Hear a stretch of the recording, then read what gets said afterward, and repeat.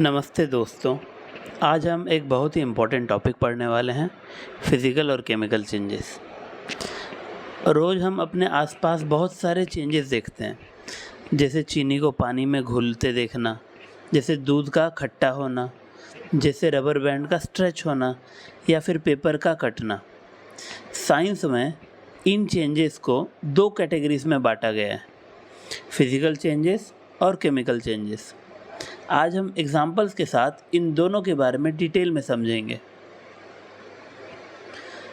Physical changes, definition और activities. Physical change का मतलब होता है सिर्फ फिजिकल प्रॉपर्टीज़ जैसे कि शेप, साइज, कलर या स्टेट का चेंज, लेकिन कोई नया सब्सटेंस इसमें नहीं बनता है। ये चेंजेस ज़्यादातर रिवर्सिबल होते हैं। इसका आपको एग्जाम्पल देखने को मिल सकता है अपने एक्टिविटीज़ से, जैसे कि एक्टिविटी 5.1 में पेपर को छोटे छोटे पीसेस में कट किया है, तो इसमें शेप, इसमें साइज़ चेंज हुआ है, बट मटेरियल चेंज नहीं हुआ है। मटेरियल का जो बेसिक कैरेक्टरिस्टिक है वो चेंज नहीं हुआ है। उसी तरीके से 5.2 वाली एक्टिविटी में चॉक को पाउडर का करके पेस्ट बनाया गया है, इसमें भी कोई चेंज नहीं हो रहा है। इसमें बस फिज़िकल प्रॉपर्टीज़ चेंज हो रहा है कि जो चॉक पहले बड़ा था वो छोटे छोटे पाउडर के फॉर्म में आ गया, उसका फॉर्म चेंज हो गया। फिर एक्टिविटी 5.3 और 5.4 में आइस पानी में जो मेल्ट होता है और वो वापस फ्रीज़ होके फिर से आइस बन जाता है। ये बताता है कि जो मैटर था हमारा H2O, उसका फॉर्म चेंज हो रहा है from one form to another form. जबकि एक्टिविटी 5.5 में हैक्सॉ ब्लेड का हीट से रंग बदला गया है और फिर वापस नॉर्मल अपने पहले वाले कलर में आ गया। तो इसमें कलर, शेप, साइज़, फॉर्म ये सब चेंज हो रहा है। फिज़िकल एक्टिविटीज़ में फिज़िकल चेंज जो हो रहा है वो हम इस एक्टिविटीज़ में समझें। तो डेली लाइफ में आइसक्रीम जो मेल्ट होता है या पानी जो बॉईल होता है या मिरर जो टूटता है, ये सारे फिज़िकल चेंजेस की श्रेणी में आते हैं। ठीक है। अब दूसरी तरफ हमारे केमिकल चेंजेस है, इसके बारे में भी देख लेते हैं क्या है। तो केमिकल चेंज वो होता है जिसमें एक से ज़्यादा नए सब्सटेंस बनते हैं और ये चेंज जनरली इरिवर्सिबल होता है। ठीक है, मतलब एक तरफ अगर एक बार हो गया तो वापस उसको पुराने फॉर्म में नहीं लाया जा सकता, जनरली, नॉट स्ट्रिक्टली। तो इस केमिकल चेंज को हम कैसे पहचानेंगे? तो इसके कुछ साइंस हैं। क्या है साइंस? कि इस केमिकल चेंज में के दौरान हीट, लाइट और साउंड का प्रोड्यूस होता है। ठीक है। कलर चेंज अगर हमको देखने को मिल रहा है तो केमिकल चेंज है। अगर गैस का फॉर्मेशन हो रहा है तो केमिकल चेंज हो रहा है। अगर स्मेल चेंज होता है मैटर का तो केमिकल चेंज है।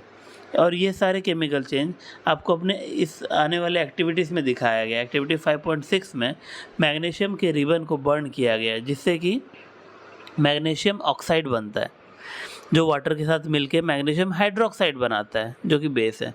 ठीक है। तो यहाँ पर एक नया केमिकल कंपाउंड ही क्रिएट हो गया, मैग्नीशियम हाइड्रोक्साइड। जबकि एक्टिविटी 5.7 में कॉपर सल्फेट को जब आयरन के साथ मिला रहे हैं तो एक नया ही कंपाउंड बन जा रहा है, आयरन सल्फेट, और उसके साथ हमको कुछ कॉपर के डिपॉजिट मिल रहे हैं। तो एक तरफ आयरन के डिपॉजिट्स है, जबकि दूसरी तरफ रिएक्शन के बाद आपको कॉपर के डिपॉजिट मिल रहे हैं। तो ये नया सब्सटेंस जिसका कि कलर दूसरा है, प्रॉपर्टीज़ दूसरा है, ऐसा हमको देखने को मिला। फिर एक्टिविटी 5.8 में विनेगर को बेकिंग सोडा से मिलाया गया। विनेगर आप अपने किचन में यूज़ करते हैं खाना को खट्टा करने में, ठीक है, दूध को फाड़ने में, तो विनेगर यूज़ होता है। इस विनेगर को जब हम बेकिंग सोडा के साथ मिलाते हैं तो कार्बन डाइऑक्साइड गैस प्रोड्यूस होता है, जो कि लाइम वाटर, नींबू पानी के साथ मिलके उसको मिल्की बनाता है। ठीक है। अब डेली लाइफ में कुछ एग्जांपल्स हैं जिससे कि आपको केमिकल चेंजेस के बारे में पता चलेगा। जैसे कि जो खाने का पचना होता है, पूरा प्रक्रिया, वो केमिकल चेंज है। फिर फ्रूट्स का राइपनिंग, जो भी हमारे आम, लीची, कटहल, ये सब जो पक रहे हैं, ये भी केमिकल चेंज की वजह से होता है। लकड़ी जो जलता है, बर्निंग ऑफ वुड, ये भी केमिकल चेंज है। जबकि खाना जो स्पॉइल होता है वो भी एक केमिकल चेंज है। तो ये सारे केमिकल चेंजेस हम डेली लाइफ में देखते हैं। इसके बाद हम लोग आगे आयरन का जो रस्टिंग का प्रोसेस है, मतलब जंग जो लगता है आयरन में, उसके बारे में देखेंगे कि वो प्रोसेस होता कैसे है और उससे हम अगर बचाव करना चाहे तो क्या करना है। तो रस्टिंग एक कॉमन और हार्मफुल केमिकल चेंज है जो आयरन को धीरे धीरे डिस्ट्रॉय करता है। ठीक है, अब इस प्रोसेस में होता है क्या कि आयरन के साथ ऑक्सीजन और वाटर मिलता है और उसमें रस्ट क्रिएट करता है, जिसको कि आयरन ऑक्साइड बेसिक केमिकल नाम से जानते हैं।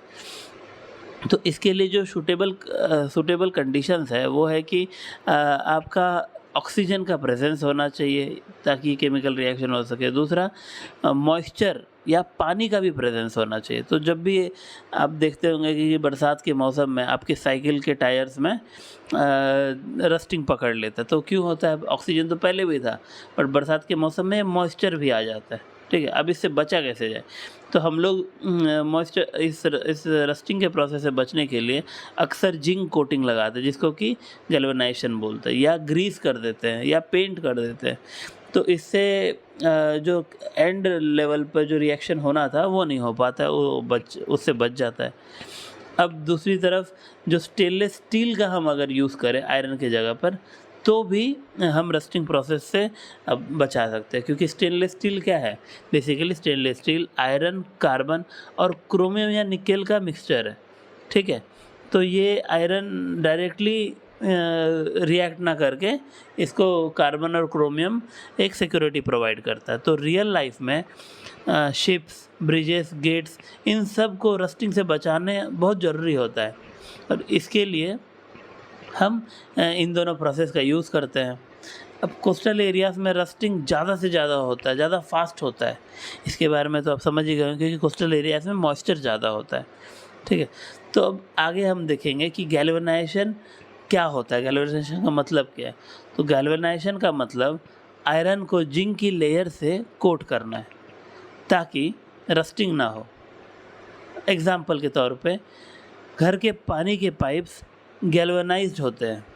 ठीक है, अब इसमें एक स्पेशल फैक्ट ये है कि दिल्ली का 1600 साल पुराना आयरन पिलर आज तक रस्ट फ्री है, जो कि एंशियंट इंडिया के टाइम में जो मेटलर्जी का जो एडवांसमेंट था मेटलर्जी में, उसका एक प्रूफ है कि पुराने जो भी हमारे पुराने एंशियंट इंडिया के मॉन्यूमेंट्स हैं, उन सब में जो भी इक्विपमेंट्स यूज़ हुए वो सब मेटलर्जी के एप्लीकेशन के बाद बनाए गए थे, जिसके चलते आज भी वो सब रस्ट फ्री हैं। अब आगे एक और टर्म है क्रिस्टलाइजेशन। क्रिस्टलाइजेशन क्या है? आप लोग भी सब डेली लाइफ में सुनते होंगे कि क्रिस्टलाइजेशन रेगुलर यूज़ में सुनने को मिलता है। तो ये क्या है? तो क्रिस्टलाइजेशन एक फिजिकल चेंज है जिसमें इम्प्योर सॉलिड को प्योर क्रिस्टल फॉर्म में कन्वर्ट किया जाता है। इसका एग्जांपल हमको देखने को मिलता है एक्टिविटी 5.9 में, जिसमें कि कॉपर सल्फेट का सैचुरेटेड सॉल्यूशन बना के ठंडे होने पर प्योर ब्लू क्रिस्टल्स फॉर्म हो जाता है।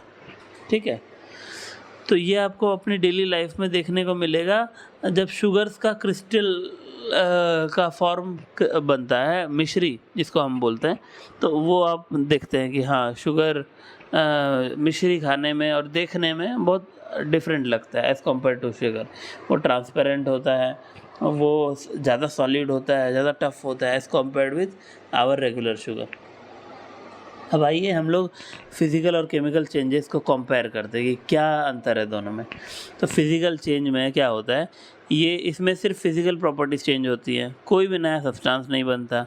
तीसरा पॉइंट कि ये मोस्टली रिवर्सिबल होता है, और चौथा पॉइंट इसका एग्जांपल में कि आइस का मेल्टिंग जो प्रोसेस है वो फिज़िकल चेंज है। जबकि दूसरी तरफ केमिकल चेंज की बात करें तो इसमें पहला पॉइंट आता है कि कोई नया सब्सटेंस आपको देखने को मिलेगा, कोई ना कोई तो बनेगा। दूसरा पॉइंट कि मोस्टली रिवर्सिबल होता है। ठीक है, और अगर एग्जांपल की बात करें तो कागज़ को जो जलाया जाता है, burning of paper, this is a chemical change. अब इसका इम्पोर्टेंस क्या है हमारी डेली लाइफ में? ये जो चेंजेस हम पढ़े, ये चैप्टर हमें कैसे हेल्प करता है अपनी डेली लाइफ में? तो पहला कि ये नेचुरल प्रोसेस को समझने में बहुत मदद करता है, जैसे कि नेचर में होता है क्या, रस्टिंग का प्रोसेस होता है, खाना जो सड़ जाता है या फ्रूट जो राइप होता है, ये सब को समझने में हमको हेल्प करता है। दूसरा, इंडस्ट्रियल प्रोसेसेस को भी समझने में बहुत मदद करता है। इंडस्ट्रियल प्रोसेस जैसे कि गैल्वेनाइजेशन, क्रिस्टलाइजेशन, ये सब से हमारी फूड प्रोसेसिंग इंडस्ट्री वगैरह काफ़ी चलती है। और घर के जो होम इंटीरियर्स हैं, इसमें भी ये इंडस्ट्रियल एप्लीकेशन इसका बहुत रहता है, ठीक है। पाइप्स को सड़ने से बचाने के लिए हम उसको गैल्वेनाइज कर देते हैं। अब तीसरा पॉइंट कि एनवायरनमेंट को प्रोटेक्ट करने में भी बहुत मदद होता है, ठीक है। एसिड रेन के इफेक्ट को समझने में काफ़ी मदद होता है। चौथा पॉइंट, सेफ्टी मेंटेन करने में बहुत मदद करता है, ठीक है। तो साइंस सिर्फ बुक्स में नहीं बल्कि हमारे किचन गार्डन और सिटी प्रोजेक्ट्स में भी काम आता है।